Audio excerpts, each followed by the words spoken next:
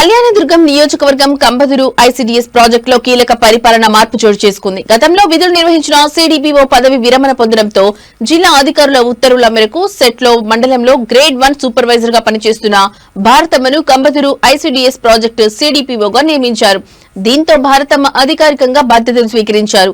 ఈ సందర్భంగా సిబ్బందితో సమావేశం నిర్వహించిన ఆమె ఐసీడీఎస్ పథకాలు అర్హులైన ప్రతి ఒక్కరికి చేరేలా నిబద్దతతో పనిచేస్తామని తెలిపారు. మాతా శిశు సంక్షేమం, పోషకాహార పథకాల అమలులో పూర్తి పారదర్శకతతో ముందుకెళ్తామని స్పష్టం చేశారు.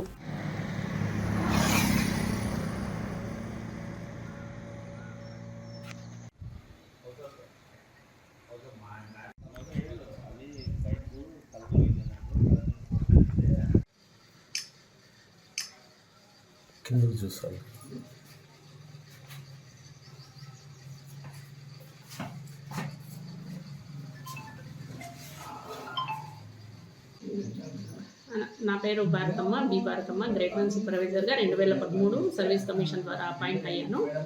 13 సంవత్సరాలుగా నేను విధులు నిర్వహించుతున్నాను.